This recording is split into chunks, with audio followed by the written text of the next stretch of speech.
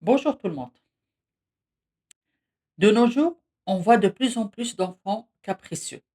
Ils piquent des crises de nerfs à tout moment, des cris, des pleurs, parfois même un peu irrespectueux. Les parents se posent des questions. Pourquoi ce comportement? Pourquoi il est comme ça cet enfant? Ces mêmes parents trouvent souvent la réponse à leurs questions. En collant ça sur le dos de cette génération, la génération difficile, ce n'est pas comme nous autrefois. Dans notre temps, on n'était pas comme ça. Sinon, c'est la faute de la technologie. Les temps ont changé. Ces enfants ont l'embarras du choix. Il faut suivre le courant, etc. Oui, la technologie est là. La vie a progressé dans tous les domaines. La vie est devenue plus facile qu'autrefois. Le mode de vie plutôt agréable. On peut avoir et offrir tout ce qu'on veut pour nos enfants. Les gâter, leur faire mener une vie confortable et facile. Tout ça est parfait. Cette facilité, est-ce qu'elle est bénéfique pour eux sur le plan mental et physique? Est-ce qu'elle ne se retournera pas contre eux dans l'avenir? Ne seront-ils pas un peu handicapés dans le futur? Est-ce qu'elle ne fera pas d'eux des feignants? Ne seront-ils pas des incapables devant certaines situations difficiles dans leur vie? Si, malheureusement, car certains parents sont en train de faire fausse route dans l'éducation de leurs enfants. En croyant bien faire, ils sont toujours aux petits soins, au service de ces petits. Ils ne leur refusent jamais rien. Ils se plient en quatre pour eux. Ils se font tout petits devant leur progéniture. Il ne faut pas les fatiguer ni les contrarier. Comme on le sait tous, l'enfant n'est jamais satisfait. Il passe du coq à l'âne. Il veut toujours plus. Parfois, c'est juste pour tester ses parents, jusqu'où ils pourront aller pour lui. Et là, par faiblesse, maman et papa cèdent à tout. L'essentiel est que ce petit est heureux. Non, il n'est pas heureux. Il est juste content pour quelque temps. Le temps de passer à une autre histoire, à un autre caprice. Et vous baissez les bras et cédez.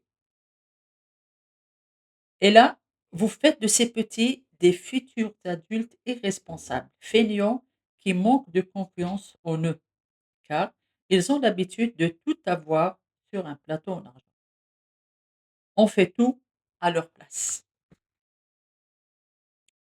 Pour éviter tout ça, pour qu'on puisse faire, nous les parents de nos enfants, de futurs adultes équilibrés, responsables et sûrs d'eux, on doit juste être sincère avec nous-mêmes, être correct et réfléchir à deux fois aux conséquences de nos actes, réfléchir à long terme, ne pas penser juste au présent.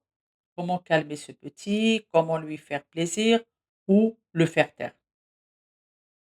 Il y a des parents qui cèdent parce ils veulent voir ce petit heureux, mieux que les autres.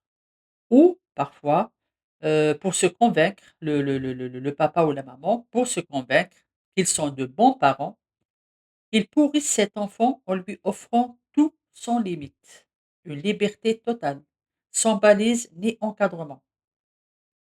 Mais l'erreur est là. Elle est là parce que dire non à un enfant, dire stop à ses caprices n'a jamais fait de mal. Au contraire, c'est un grand acte d'amour. Ne pas obéir à tout ne fera pas de lui un enfant malheureux. L'obliger à faire ses devoirs, ses tâches quotidiennes construisent en lui une forte personnalité. Donc, pour réussir l'éducation de ses enfants, surtout les capricieux, il faut juste les responsabiliser un peu tôt. Vous allez me dire, vu son jeune âge, comment peut-on le responsabiliser? On le responsabilise tout simplement en le laissant faire ou en l'habituant à accomplir de petites tâches quotidiennes, comme ranger sa chambre, préparer son cartable seul, aider à mettre ou à débarrasser la table, faire son lit, s'occuper d'une plante ou d'un animal domestique. Bien sûr, au début, il faut définir clairement ce qu'il doit faire. Expliquez-lui comment s'y prendre et laissez-le le faire tout seul. Au début, le résultat ne sera pas parfait ni facile, mais, je dis bien, mais ne prenez surtout pas le raccourci de le faire à sa place. À chaque échec, encouragez-le pour qu'il assume ses erreurs. Il a raté quelque chose, ce n'est pas grave, c'est tout à fait normal. Encouragez-le à se fixer des objectifs, surtout le travail scolaire. Il doit travailler régulièrement et sérieusement. Il faut c'est les objectifs parmi les objectifs, par exemple, si c'est un enfant qui a l'habitude d'avoir un 11 ou un 12 sur 20, il se fixe pour la prochaine fois, le prochain trimestre par exemple, son objectif, ça sera un 14 sur 20.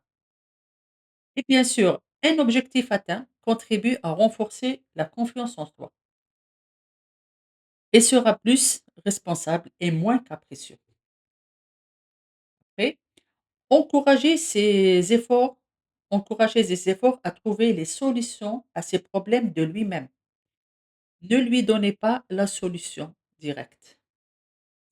Encouragez sa créativité, même si elle n'est pas, terrible au début ou si elle n'est pas, terrible aussi à vos yeux. Ne pas l'abandonner devant les situations qui semblent pour lui un peu difficiles, les situations qui le font paniquer, les tâches complexes pour lui. Sinon, il va penser qu'on l'a lâché.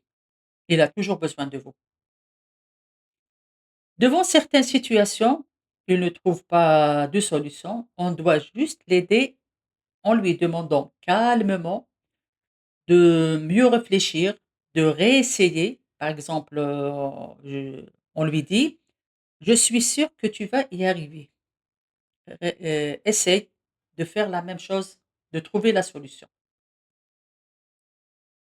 Le plus important, c'est célébrer ou encourager les petits efforts qu'il accomplit, ce qui le poussera à faire de grands et énormes pas vers l'avenir. Papa et maman, cultivez votre patience et accompagnez vos enfants et encouragez les efforts de votre enfant. Comme ça, vous allez semer en lui une grande confiance et estime de soi, ce qui fera de lui un adulte responsable, heureux et équilibré. Sur ce, je vous dis au revoir et à bientôt.